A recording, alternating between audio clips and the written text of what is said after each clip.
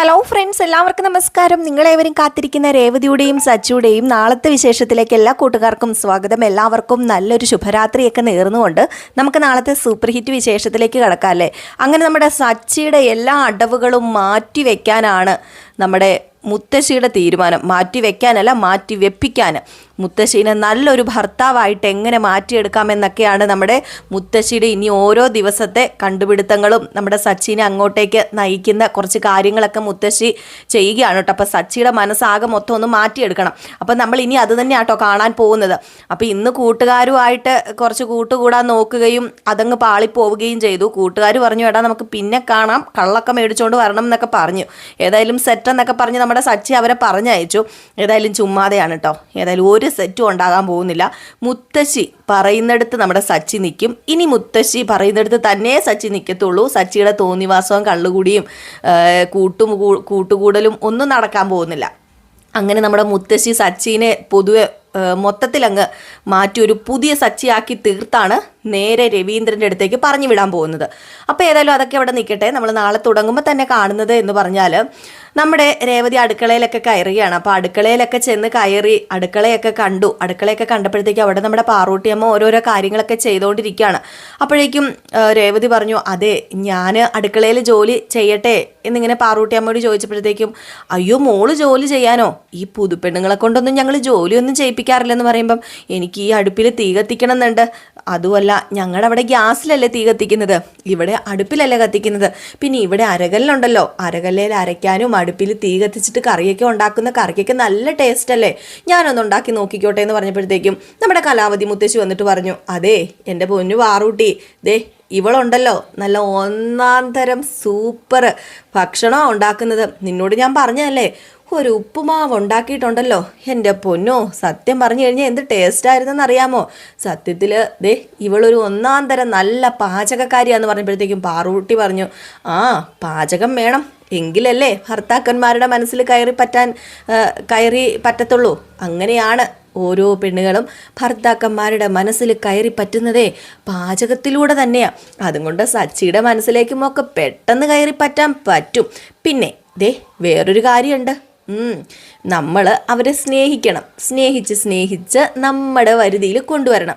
അങ്ങനെ കൊണ്ടുവന്നാലും നമ്മൾ സ്നേഹിച്ചാലും അതുപോലെ നമ്മുടെ കൈയും കൊണ്ടുള്ള ഭക്ഷണമൊക്കെ കഴിച്ചാലും അവർ പുറത്തു പോയി കഴിക്കുകയോ വേറൊരു കൂട്ടുകെട്ടിന് പോവുകയോ ഒന്നും ചെയ്യില്ല എന്ന് പറഞ്ഞപ്പോഴത്തേക്കും നമ്മുടെ മുത്തശ്ശി പറഞ്ഞു, പാറൂട്ടിക്ക് നല്ല എക്സ്പീരിയൻസ് ആണെന്ന് തോന്നുന്നല്ലോ എന്നൊക്കെ പറഞ്ഞപ്പോഴേ, അത് എക്സ്പീരിയൻസിൻ്റെ ഒന്നും അല്ല, അതൊക്കെ ഒരു കഥയാണ്. ദേ ലോകപരിചയം വേണം, ലോകപരിചയം ഉണ്ടെങ്കിലേ ഇതൊക്കെ സ്വാഭാവികമായിട്ട് നമുക്ക് മനസ്സിലാക്കാവുന്ന കാര്യം മാത്രമേ ഉള്ളൂ എന്ന് പറഞ്ഞപ്പോഴത്തേക്കും കലാവതി പറഞ്ഞു, നിനക്ക് ഭയങ്കര ലോകപരിചയമാണെന്ന് എനിക്കറിയാം.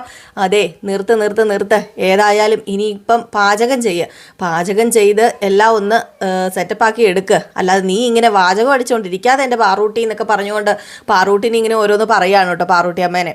ഏതായാലും പാറൂട്ടി അമ്മ ഈ ചെവി കൂടെ കേട്ട് ആ ചെവി കൂടെ കളയത്തുള്ളൂ. രണ്ടുപേരും ചേരത്തുമില്ല, പക്ഷേ ഒരാളില്ലാതെ പറ്റത്തുമില്ല കേട്ടോ. നമ്മുടെ മുത്തശ്ശിക്കും പാറൂട്ടിക്കും അങ്ങോട്ടും ഇങ്ങോട്ടും ഒരാളില്ലാതെ പറ്റൂല്ല. ഏത് നേരം നോക്കിയാലും മുറുമുറുപ്പും അടിയുമാണ് താനും. അപ്പോൾ ആ ഒരു സീനൊക്കെ കാണിക്കുകയാണ്. പിന്നെ കാണിക്കുന്ന ഒരു സീനെന്ന് പറഞ്ഞാൽ നമ്മുടെ ശ്രീക്ക് ഒരു ചെറിയൊരു ജോലി കിട്ടുകയാണ് കേട്ടോ. അപ്പോൾ ഒരു ഹോട്ടലിൽ ഒരു ജോലി കിട്ടുന്നു. അങ്ങനെ ശ്രീ ജോലിക്ക് പോകുന്ന കാര്യം ഇങ്ങനെ പറയുകയാണ് രവീന്ദ്രനോട്. അപ്പം ചന്ദ്ര ഇങ്ങ് വന്നിട്ട് ചോദിച്ചു, അല്ല ജോലിക്ക് നല്ല സാലറി ഉണ്ടോ മോനെ എന്ന് ചോദിച്ചപ്പോഴത്തേക്കും, സാലറി ഒന്നുമില്ല, ഇപ്പം ട്രെയിനിങ്ങിനാണ് കയറുന്നത് എന്നിങ്ങനെ പറഞ്ഞു. എന്നിട്ട് സുധി എന്ത് ചെയ്യാമ്മ എന്ന് ചോദിച്ചപ്പം, അവനൊരു ഇൻ്റർവ്യൂ ഉണ്ടായിരുന്നു, ആ ഇൻ്റർവ്യൂവിൽ പങ്കെടുക്കാൻ പോയേക്കാണ്, മിക്കവാറും അവൻ ഇന്ന് ജോലിയാകാൻ ചാൻസ് ഉണ്ട് എന്നിങ്ങനെ പറഞ്ഞിട്ട് പറഞ്ഞു, എൻ്റെ 2 മക്കളും ഞാൻ സ്വപ്നം കണ്ടതുപോലെ തന്നെ എൻ്റെ 2 മക്കളും വളർന്നുകൊണ്ടിരിക്കുന്നത്. പിന്നെ ഒരെണ്ണത്തിനെ പറഞ്ഞിട്ട് കാര്യമില്ലല്ലോ, അവനൊരു ജീവിതം ഉണ്ടായി, അവന് ചേരുന്നൊരു പൂക്കാരീനെയും കിട്ടിയെന്ന് പറഞ്ഞപ്പോഴത്തേക്കും നമ്മുടെ ശ്രീ പറഞ്ഞു, അതെന്തിനാ അമ്മേ അങ്ങനെയൊക്കെ പറയുന്നത്, ഏടത്തിക്ക് എന്താ ഇത്ര കുറവിരിക്കുന്നത്, ഏടത്തിക്ക് ഒരു കുറവുമില്ല, സച്ചി ഏട്ടനും ഒരു കുറവുമില്ല. ഞാനൊരു കാര്യം പറയട്ടെ, ഞാൻ ഇന്നൊരു ഹോട്ടലിൽ ജോലിക്ക് പോകുന്നുണ്ട്, ഏതായാലും 5-6 മാസം എക്സ്പീരിയൻസ് വേണം എനിക്ക്. അതുപോലെ തന്നെ ദേ ഇനിയിപ്പോൾ സുധിയേട്ടൻ ജോലിക്ക് പോകാൻ തുടങ്ങിയാലും ശമ്പളം കിട്ടി വരുമ്പം ഏതായാലും കുറച്ച് മാസം പിടിക്കുമല്ലോ, എങ്കിൽ പിന്നെ എന്തിനാ വെറുതെ അമ്മ ഇങ്ങനെയൊക്കെ പറയുന്നത്? സച്ചിയേട്ടൻ്റെ ഒറ്റ ഒരു വരുമാനം കൊണ്ടല്ലേ നമ്മുടെ ഈ വീട് മുന്നോട്ടേക്ക് പോകുന്നത്. പിന്നെ പിന്നെ സച്ചിയേട്ടൻ ഇങ്ങനെ അപമാനിക്കേണ്ട കാര്യമുണ്ടോ? സച്ചിയേട്ടൻ ചെയ്യുന്ന ജോലിക്ക് എന്താ ഇത്ര കുറവിരിക്കുന്നത്? സച്ചിയേട്ടൻ ചെയ്യുന്ന ജോലിയും നല്ല ജോലി തന്നെയാണ്. നമ്മൾ ഏതൊരു ജോലി ചെയ്താലും നമ്മൾ ആത്മാർത്ഥമായിട്ട് പണിയെടുക്കുന്ന, നമ്മൾ ഇഷ്ടപ്പെടുന്ന ഒരു ജോലി ഉണ്ടെങ്കിൽ അത് തന്നെയാണ് ഏറ്റവും നല്ല ജോലി. അല്ലാതെ ആ ജോലി താന്നതാണെന്നും ഈ ജോലി താന്നതാണെന്നും അങ്ങനെയൊന്നും പറയാൻ പറ്റില്ല എന്ന് പറഞ്ഞപ്പോഴത്തേക്കും, ഓ നീയും തുടങ്ങിയില്ലോ നിന്റെ അച്ഛനെ പോലെ. അല്ല, അച്ഛൻ്റെ കയ്യിൽ നിന്ന് കേട്ട് പഠിച്ചതായിരിക്കുമല്ലേ ഇതൊക്കെ. എന്തൊക്കെ പറഞ്ഞാലും എൻ്റെ സ്വപ്നങ്ങൾക്കനുസരിച്ച് എൻ്റെ 2 മക്കൾ വളരുന്നുണ്ട്. അത് മതി എനിക്ക്. അല്ലാതെ പൂക്കാരീനെയും പൂക്കച്ചവടക്കാരീനെയും ഒന്നും എനിക്ക് ആവശ്യമില്ല. പിന്നെ എൻ്റെ സുതിമോന് ഒരു നല്ലൊരു പെണ്ണിനെ കണ്ടുപിടിച്ച് വിവാഹവും കഴിക്കാൻ പോവാം. അതുകൊണ്ട് പിന്നെ എനിക്കിനിയിപ്പോൾ വേറൊന്നും നോക്കാനില്ല. എൻ്റെ മോന് കെട്ടാൻ പോകുന്ന പെണ്ണേ കോടീശ്വരിയാ, കോടീശ്വരി. അവരുടെ ജീവിതം ഏകദേശം സെറ്റിലൊക്കെ ആയി കഴിഞ്ഞു. അപ്പോഴത്തേക്കും നമ്മുടെ രവീന്ദ്രൻ അങ്ങോട്ട് പിടിച്ചില്ല കേട്ടോ. സച്ചിനെ കുറ്റം പറയുന്ന ഒരിക്കലും രവീന്ദ്രനെ പിടിക്കില്ല, രേവതിനെ കുറ്റം പറയുന്നതും പിടിക്കില്ല. അങ്ങനെ നമ്മുടെ ശ്രീ ആണെങ്കിൽ അങ്ങ് പോവുകയാണ്. ജോലിക്ക് പോകാനുണ്ട്, ട്രെയിനിങ് ഉണ്ടെന്ന് ട്രെയിനിങ്ങിന് കയറുകയാണ്. അപ്പം അതിനുവേണ്ടി അങ്ങ് പോയി കേട്ടോ. അപ്പം ശേഷം പിന്നെ കാണിക്കുന്ന ഒരു സീനെന്ന് പറഞ്ഞാൽ വീണ്ടും നമ്മുടെ രേവതിനെയും സച്ചിനെയും മുത്തശ്ശീനെയും ഒക്കെ തന്നെയാണ്. അങ്ങനെ നമ്മുടെ സച്ചി കൂട്ടുകാരോട് കൂട്ടുകൂടാനൊക്കെ പോകുന്നതിന് മുമ്പായിട്ട് തന്നെ നമ്മുടെ മുത്തശ്ശിയുടെ കയ്യിൽ നിന്ന് ഒരു ഗ്ലാസ് ചായയൊക്കെ മേടിച്ച് കുടിക്കുകയാണ്. അപ്പം ചായയൊക്കെ മേടിച്ച് കുടിച്ചപ്പോൾ അതൊക്കെ സോപ്പിട്ടിട്ട് അങ്ങ് കൂട്ടുകാരുടെ അടുത്ത് പോകാൻ വേണ്ടി ഇരിക്കുകയാണ് കേട്ടോ. അങ്ങനെ ചായ ഇട്ടതാ. മുത്തശ്ശിയുടെ ചായ കുടിച്ചിട്ട് എത്ര നാളായി, ഇതിന് എന്ത് നല്ല ടേസ്റ്റാന്നൊക്കെ പറഞ്ഞ് ചായ കുടിക്കുമ്പം, എടാ നിൻ്റെ ഭാര്യ ഇതിലും നല്ല ചായ ഇടൂലേ? ഇതിലും നല്ല ചായയൊന്നുമല്ല, എങ്കിലും അവിടെയൊക്കെ ഉണ്ടാക്കുന്ന ഉള്ളതിൽ ഭേദമെന്ന് പറയാം. നല്ല ചായ, കുഴപ്പമൊന്നുമില്ല, ഞാൻ കുറ്റം പറയില്ല എന്നിങ്ങനെ പറഞ്ഞു. അപ്പം നീ കുറ്റം പറയില്ല എന്ന് പറയരുത്, അവളുടെ ചായ അത് നല്ല ചായ തന്നെയാണ്, ഇതേ ടേസ്റ്റ് തന്നെയാണെന്ന് നീ പറഞ്ഞതേ ഞാൻ അറിഞ്ഞായിരുന്നെന്ന് പറഞ്ഞപ്പോൾ, ഓ അതൊക്കെ ഇവിടെ എത്തിയോ, മകനായിരിക്കും അല്ലേ വിളിച്ചു പറഞ്ഞത് എന്നൊക്കെ ഇങ്ങനെ ചോദിക്കുകയാണ്. അപ്പോൾ ഇവർ തമ്മിൽ സംസാരിച്ചുകൊണ്ടിരിക്കുന്നു. അതിനിടയിൽ നമ്മുടെ രേവതി വരുന്നു. രേവതി വന്നു കഴിയുമ്പോഴത്തേക്കും ഇവർ സംസാരിച്ചുകൊണ്ടിരിക്കുകയാണല്ലോ. അപ്പോൾ ഇതൊക്കെ കേട്ടുകൊണ്ട് നമ്മുടെ രേവതി നിൽക്കുകയാണ്.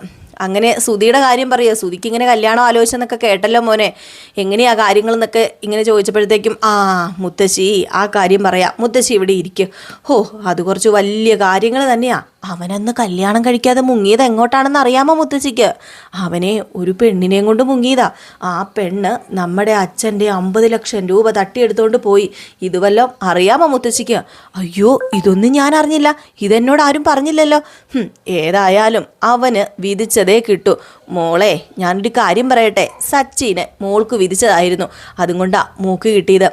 അവൻ്റെ കൂടെ എങ്ങാണോ ആ ജീവിതം തുടങ്ങി വെച്ചതെങ്കിലേ എൻ്റെ പൊന്നു മോളെ ഇതുപോലെ നല്ല രീതിയിൽ ജീവിക്കാൻ പറ്റില്ല. എൻ്റെ സച്ചിമോ നോക്കുന്ന പോലെ നോക്കത്തുമില്ലെന്ന് പറഞ്ഞപ്പോഴത്തേക്ക് സച്ചി, അത് കാരണമാണല്ലോ ഞാൻ ചിലർ ഇപ്പം തലേ ചുമന്നുകൊണ്ട് നടക്കുന്നത്.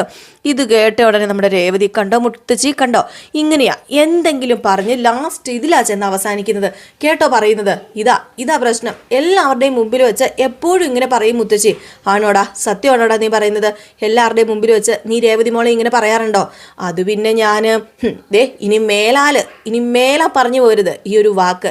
ഞാനൊരു കാര്യം പറയട്ടെ, ഇവളുണ്ടല്ലോ ദേവതയാ, ദേവത. നമ്മൾ ഈ മണ്ണൊക്കെ കുഴിക്കുമ്പോഴേക്കും ചിലവർക്കൊക്കെ അല്ലേ നിധി കിട്ടാറുള്ളൂ. അങ്ങനെ കിട്ടിയ നിധിയാ, നിന്റെ നിധിയാന്ന് കൂട്ടിക്കോ ഇവള്. അല്ലാതെ നിന്നെ ആരും തലയിൽ കെട്ടിവെച്ചോന്നോ ഇവളെ ആരും തലയിൽ കെട്ടിവെച്ചോന്നും അല്ല. ദൈവം ഒന്ന് വിധിച്ചിട്ടുണ്ടായിരുന്നു സച്ചി, നീ ജനിക്കുമ്പോൾ തന്നെ നിനക്കൊരു പെണ്ണിനെ ദൈവം അവിടെ ജനിപ്പിക്കും. ആ പെണ്ണ ഈ രേവതി. അതുകൊണ്ട് നീ കൂടുതൽ ഇവിടെ കിടന്ന് വിളയൊന്നും വേണ്ട കേട്ടോ. പിന്നെ ഞാനൊരു കാര്യം പറയാം. ഇനി നീ വേറൊന്നും അല്ല ചെയ്യേണ്ടത്, ഭാര്യയെ സ്നേഹിക്കണം. ഭാര്യയെ സ്നേഹിച്ച് ഭാര്യ പറയുന്നതൊക്കെ കേട്ട് അവരുടെ കാര്യങ്ങളൊക്കെ നോക്കി അവരെ അതായത് അവരെ സംരക്ഷിച്ച് അവരുടെ കൂടെ നന്നായിട്ട് ജീവിക്കുന്നതാടാ ഒരു നല്ല പുരുഷൻ്റെ സ്വഭാവം എന്നൊക്കെ പറയുകയാണ്. അപ്പോൾ ഇതൊക്കെ കേട്ടിട്ട് നമ്മുടെ സച്ചിക്കും കുറച്ചൊക്കെ മനസ്സിൽ ഉൾക്കൊള്ളുന്നുണ്ടെന്ന് തോന്നുന്നു, കേൾക്കുന്നുണ്ടെന്ന് തോന്നുന്നു. കാരണം ഇതൊക്കെ കേട്ടോണ്ട് തന്നെയാണ് സച്ചി ഇരിക്കുന്നത്. നമ്മുടെ മുത്തശ്ശി പറയുന്നതൊക്കെ അമ്പാടെ തേച്ചു മാച്ച് കളയൊന്നുമില്ല സച്ചി ഇതൊക്കെ കേട്ട് ഉള്ളിലൊക്കെ വെക്കുന്നുണ്ട് കേട്ടോ. ഏതായാലും ഇതൊക്കെ കഴിഞ്ഞിട്ടാണ് നമ്മുടെ സച്ചി നേരെ കൂട്ടുകാരുടെ അടുത്തേക്ക് കൂട്ടുകൂടാൻ പോവാണ് കേട്ടോ. അപ്പോൾ ഇതിനിടയിൽ മുത്തശ്ശിയും നമ്മുടെ പാറൂട്ടിയമ്മയും രേവതിയും ഇങ്ങനെ സംസാരിച്ചുകൊണ്ടൊക്കെ ഇരിക്കുകയാണ്. അങ്ങനെ ഭക്ഷണമൊക്കെ ഉണ്ടാക്കിക്കൊണ്ടിരിക്കുന്നു. അരയ്ക്കുന്നതൊക്കെ കാണിച്ചു കൊടുക്കുക. ഇത് കുറച്ചും കൂടെ അരയണം, ഇതിലേക്കാളും നല്ല കുറച്ചും കൂടെ സോഫ്റ്റ് ആയിട്ട് അരയണം മോളെ എന്നൊക്കെ പറഞ്ഞ് അരകല്ലയിലൊക്കെ ഇങ്ങനെ അരയ്ക്കുകയാണ് നമ്മുടെ രേവതി. അതൊക്കെ കഴിഞ്ഞപ്പോഴത്തേക്ക് രേവതിയോട് പറഞ്ഞു, എങ്കിൽ പിന്നെ മോളൊരു കാര്യം ചെയ്യാം, മോള് സച്ചിനെ കൂട്ടിക്കൊണ്ട് പോവാ, സച്ചി അവിടെ കണ്ട് തൊടിയുടെ പാടത്തിലൊക്കെ കാണും, മോള് കൂട്ടിക്കൊണ്ട് വരാൻ പറഞ്ഞ് അങ്ങനെ പറഞ്ഞു വിടാണ് കേട്ടോ. അപ്പോൾ ഇതിനിടയ്ക്ക് നമ്മുടെ ചന്ദ്രയുടെ വീട്ടിലേക്ക് ഒരാൾ വരുന്നുണ്ട്, നമ്മുടെ ശ്രുതി വന്നിട്ടാണെങ്കിൽ വേറൊന്നിനുമല്ല വരുന്നത്, കട തുടങ്ങുന്ന കാര്യം പറയാൻ വേണ്ടി വരികയാണ്. അപ്പോൾ അവിടെ വന്ന് കഴിയുമ്പോഴേക്കും നമ്മുടെ രവീന്ദ്രനോടും അതുപോലെ തന്നെ ചന്ദ്രയോടും ഒക്കെ പറയുകയാണ്, ഞാനൊരു കട തുടങ്ങാൻ പോവുകയാണ്, അപ്പോൾ അതിൻ്റെ ഉദ്ഘാടനത്തിന് വേണ്ടി എല്ലാവരും വരണം, അതിൻ്റെ ഉദ്ഘാടനം അച്ഛനും അമ്മയും ചെയ്തു തരണം എന്നൊക്കെ പറയുകയാണ്. അപ്പോൾ ഇതൊക്കെ കേട്ട് കഴിയുമ്പോഴത്തേക്കും നമ്മുടെ രവീന്ദ്രന് കുറച്ച് സന്തോഷവും അതുപോലെ തന്നെ നല്ലതായിട്ട് തോന്നുന്നുണ്ട്, കാരണം ഒരു കടയൊക്കെ തുടങ്ങാൻ പോവാണല്ലോ. അപ്പോൾ അതുകൊണ്ട് തന്നെ രവീന്ദ്രൻ പറയുന്നുണ്ട്, ഏതായാലും ഇതും രേവതിനെ പോലെ തന്നെ നല്ലൊരു മരുമകളായിട്ട് മാറട്ടെ, നിനക്കും നല്ലൊരു ഇതാകട്ടെ, കാരണം നിൻ്റെ ഈ ഒരു ഇതൊക്കെ കണ്ടിട്ട് നീയും നല്ലൊരു മരുമകളാണെന്ന് തോന്നുന്നു, അവളും നല്ലൊരു മരുമകളാണെന്ന് തോന്നുന്നു എന്ന് ചന്ദ്രയോട് പറഞ്ഞപ്പം പിന്നെ എങ്ങനെ നല്ല മരുമകളാകാതിരിക്കും, ഇതേ ഞാൻ കണ്ടുപിടിച്ച മരുമകളാ, പിന്നെ രേവതി ആയിട്ട് അവളെ താരതമ്യം ഒന്നും ചെയ്യണ്ട, രേവതി ഒന്നും അല്ല, ഇത് അതുക്കും മേലെയാ, നോക്കിക്കോ എന്നൊക്കെ പറയുന്നുണ്ട് കേട്ടോ.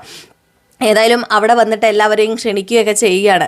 അങ്ങനെ ശ്രുതിയായിട്ട് സംസാരിക്കുകയും ശ്രുതിയോട് കുറച്ച് റൊമാൻസൊക്കെ ആയിട്ട് സംസാരിക്കുകയൊക്കെ ചെയ്യുന്നുണ്ട് കേട്ടോ നമ്മുടെ ശ്രുതിയായിട്ട്. അപ്പം അങ്ങനെ കുറച്ച് സീനുകളും ഒക്കെ ഉണ്ട്. പിന്നെ കാണിക്കുന്ന സീനെന്ന് പറഞ്ഞാൽ നമ്മുടെ രേവതി പോവുകയാണല്ലോ സച്ചിനെ വിളിക്കാൻ. അപ്പം പാടത്തിലും തൊടിയിലൂടെയൊക്കെ നടന്നിങ്ങനെ പോകുന്നു. അങ്ങനെ സച്ചി ആണെങ്കിൽ കൂട്ടുകാരന്മാരുടെ കൂടെ കൂടി ഓരോ കാര്യങ്ങളൊക്കെ ഇങ്ങനെ പറഞ്ഞുകൊണ്ടിരിക്കുകയാണ്. അപ്പോൾ കൂട്ടുകാരന്മാർ കളിയാക്കുകയാണ്, ഇനിയിപ്പോൾ വിവാഹം കഴിഞ്ഞതുകൊണ്ട് നീ ഭാര്യ മാത്രം പറയുന്നതൊക്കെ കേൾക്കത്തുള്ളായിരിക്കും, ഇനിയിപ്പോൾ നിന്നെ ഇങ്ങോട്ടൊന്നും കാണാൻ കിട്ടത്തില്ലല്ലോടാ മോനെ എന്നൊക്കെ പറയുമ്പോൾ പിന്നെ ഭാര്യ പറയുന്നത് അങ്ങനെ ഭാര്യ പറയുന്നതൊന്നും കേൾക്കേണ്ട കാര്യമില്ല. ഞാനൊരു കാര്യം പറയട്ടെ, സുഹൃത്ത ഏറ്റവും വലിയത്. കാരണം നമ്മുടെ ജാതിയോ മതമോ സമ്പത്തോ ഒന്നും ആഗ്രഹിക്കാതെയല്ല നമ്മുടെ കൂട്ടുകാരന്മാർ നമ്മുടെ കൂടെ കൂട്ടുകൂടുന്നത്. അതുപോലെയാണോ കല്യാണം കഴിച്ചുകൊണ്ട് വരുന്ന പെണ്ണുങ്ങൾ? അവർ നമ്മുടെ സമ്പത്തും പിന്നെ നമ്മുടെ ജോലിയും അതും ഇതുമൊക്കെ കണ്ടു നോക്കിയിട്ടല്ലേ വിവാഹം കഴിക്കുന്നത്. അപ്പോൾ പിന്നെ കൂട്ടുകാരാണോ ഭാര്യയാണോ വലുതെന്നൊക്കെ പറഞ്ഞുകൊണ്ടിരിക്കുമ്പോഴത്തേക്കും നമ്മുടെ രേവതി ഇത് വന്നിട്ട് പതിയെ എല്ലാം കേട്ടോണ്ട് നിൽപ്പുണ്ട് കേട്ടോ. കാരണം രേവതി ഇതൊക്കെ കേൾക്കുന്നത് സച്ചി കാണുന്നുമില്ല. അങ്ങനെ വേറൊരു കൂട്ടുകാരൻ അപ്പം നേരെ കള്ളും കൊണ്ട് വരികയാണ്. അപ്പം കള്ളുകൊണ്ട് വന്നു കഴിഞ്ഞു, കള്ള് കുടിക്കാൻ തുടങ്ങുകയാണ്. അപ്പോഴത്തേക്ക് അതിനിടയ്ക്ക് കൂട്ടുകാരന്മാർ പറയുമ്പം ഞാൻ ആര് പറഞ്ഞാലും കള്ളു കുടിക്കും, ഇതൊന്നും ഞാൻ നിർത്തത്തൊന്നുമില്ല, മദ്യപാനം ഞാൻ നിർത്തുന്ന കേസൊന്നുമില്ല, അതിപ്പം ആരെ കല്യാണം കഴിച്ചു എന്ന് പറഞ്ഞാലും എന്താണെന്ന് പറഞ്ഞാലും ഞാൻ മദ്യപിക്കും നിങ്ങളുടെ കൂടെ കൂടി എന്നൊക്കെ പറഞ്ഞുകൊണ്ടാണ് നിൽക്കുന്നത്. അപ്പോൾ ഈ ഒരു സൈഡിൽ നിന്ന് നമ്മുടെ രേവതി ഇതൊക്കെ കേൾക്കുമ്പോഴേക്കും പെട്ടെന്നൊരു കൂട്ടുകാരൻ കാണും, അയ്യോ ദേ ഇതാരാന്ന് നോക്കിയാടാ, നിൻ്റെ കെട്ടിയോൾ വന്നെന്ന് പറഞ്ഞാൽ പെട്ടെന്ന് സച്ചി തിരിഞ്ഞു നോക്കിയിട്ട് നീ എന്താണ് ഇങ്ങോട്ടേക്ക് വന്നതെന്ന് ചോദിച്ചു. അത് പിന്നെ എന്നോട് മുത്തശ്ശി പറഞ്ഞു അങ്ങോട്ടേക്ക് വരാൻ പറഞ്ഞെന്ന് പറഞ്ഞു. അങ്ങോട്ടേക്ക് വരാനോ? അല്ല നീ എങ്ങനെ ഇവിടെ എത്തി, നിനക്ക് എങ്ങനെ പരിചയം ഇവിടെ? അതൊക്കെ ഞാൻ വന്നു, നിങ്ങൾ മുത്തശ്ശി വിളിക്കുന്നുണ്ട്, മുത്തശ്ശി അങ്ങോട്ടേക്ക് ചെല്ലാൻ പറഞ്ഞെന്ന് പറഞ്ഞപ്പം ഞാൻ വന്നോളാം, നീ പൊക്കോ. അതെ മുത്തശ്ശി നിങ്ങളെ കയ്യോടെ കൂട്ടിക്കൊണ്ട് ചെല്ലണമെന്നാണ് പറഞ്ഞേക്കുന്നത്. മുത്തശ്ശി പറഞ്ഞതാ അറിയാലോ എന്ന് പറഞ്ഞിട്ട് നമ്മുടെ രേവതി പോകാൻ തുടങ്ങിയപ്പോഴത്തേക്കും കൂട്ടുകാരന്മാരോട് പറഞ്ഞു, അതെ ഞാൻ പോവുക കേട്ടോ, ഇനിയിപ്പോൾ ഇവിടെ നിന്നിട്ട് കാര്യമില്ല, ഏതായാലും ഇനി വീട്ടിൽ ചെന്നില്ലെങ്കിൽ എനിക്ക് പണി കിട്ടും എന്ന് പറഞ്ഞുകൊണ്ട് നമ്മുടെ സച്ചി രേവതിയുടെ കൂടെ പോവുകയാണ്. അപ്പോൾ രേവതിയുടെ കൂടെ പോയി കഴിയുമ്പോഴത്തേക്കും രേവതി ഒരു ചിരിയോടൊക്കെ കൂടി ഇങ്ങനെ നോക്കുകയാണ് സച്ചിനെ, കാരണം മുത്തശ്ശീനെ മാത്രമേ സച്ചിക്ക് പേടിയുള്ളൂ എന്ന് മനസ്സിലായി. അങ്ങനെ അതിലേക്കൂടെ പോകുമ്പം ഓരോ കാര്യങ്ങളൊക്കെ കാണിച്ചും മിണ്ടിയും പറഞ്ഞും അങ്ങോട്ടും ഇങ്ങോട്ടും ചിരിച്ചും കളിച്ചും ഒക്കെ തന്നെയാണ് രണ്ടുപേരും പോകുന്നത് കേട്ടോ. അപ്പോൾ ഇതൊക്കെ കോർത്തിണക്കിക്കൊണ്ട് ഒരു അടിപൊളി വിശേഷമാണ് നമ്മൾ നാളെ കാണാൻ പോകുന്നത്. അപ്പോൾ എല്ലാവരും കാത്തിരിക്കുക അടിപൊളി വിശേഷത്തിനായിട്ട്. ഫുൾ വിശേഷവുമായിട്ട് നാളെ രാവിലെ തന്നെ കാണാം. അതുവരെ എല്ലാവർക്കും ടാറ്റാ ബൈ ബൈ.